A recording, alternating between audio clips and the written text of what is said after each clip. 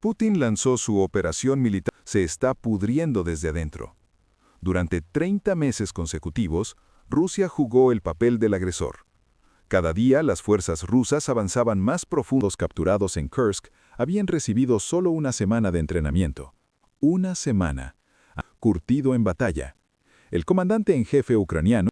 Las minorías étnicas de Siberia tienen más de 50. El sistema no solo está roto, está deliberadamente manipulado. Esta no es la primera vez que Rusia envía jóvenes sin preparación a morir. Durante 10 años pelearon.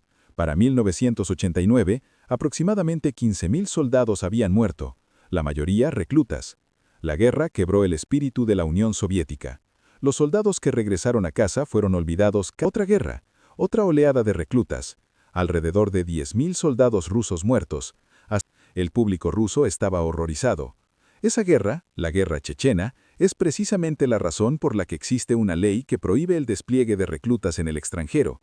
El clamor público fue tan intenso que el gobierno ruso tuvo que actuar.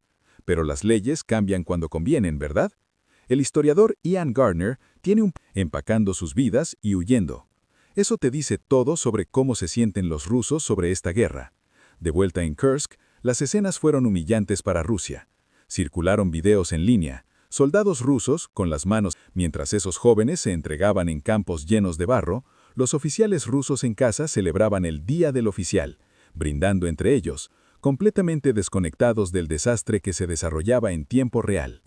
El Kremlin intentó desesperadamente enterrar la historia, pero Zelensky se aseguró de que el mundo lo supiera.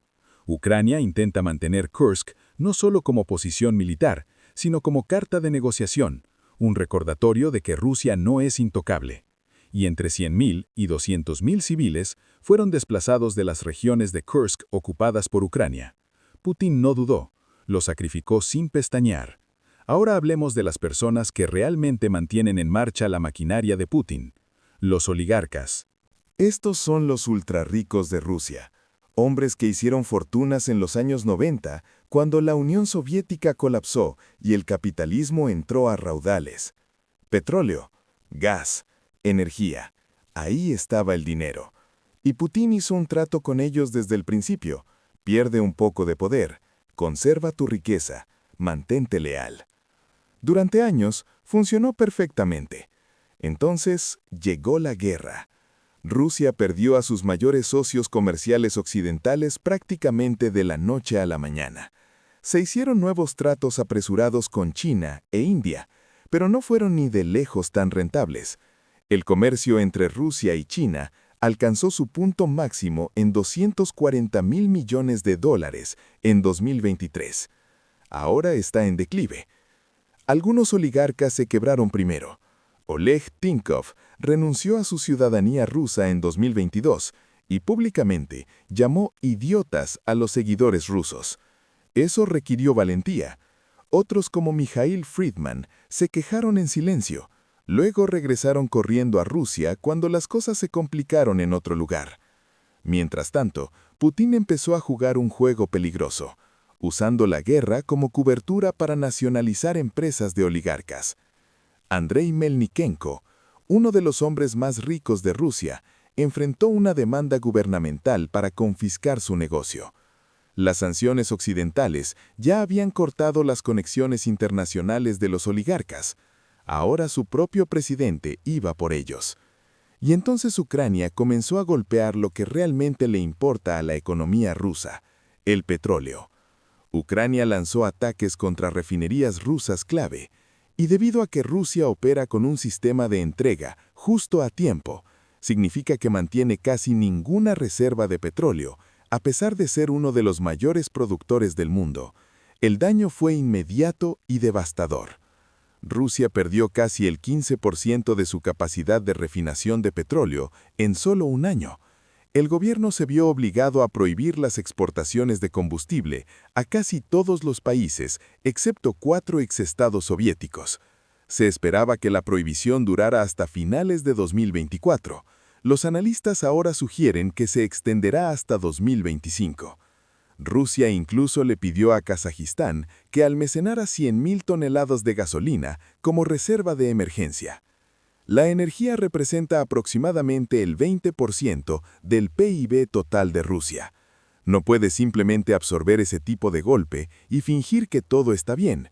Bloomberg informó que 12 empresas conectadas a oligarcas aún obtuvieron más de 11.000 millones de dólares en 2023.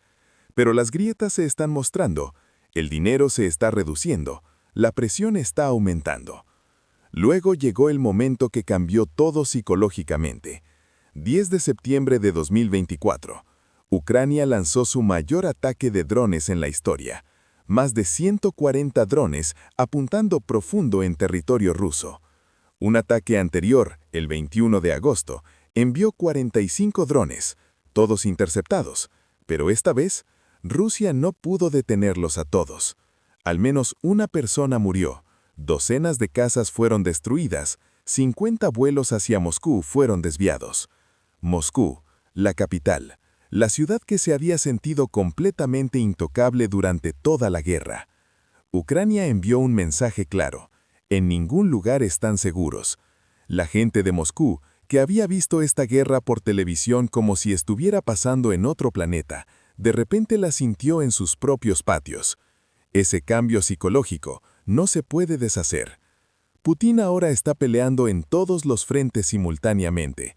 Sus reclutas se están rindiendo, sus oligarcas están nerviosos, su capital fue golpeada por drones, y ahora las clases media y alta, las personas que han permanecido en silencio y cómodas durante todo este tiempo, podrían enfrentar la conscripción a continuación.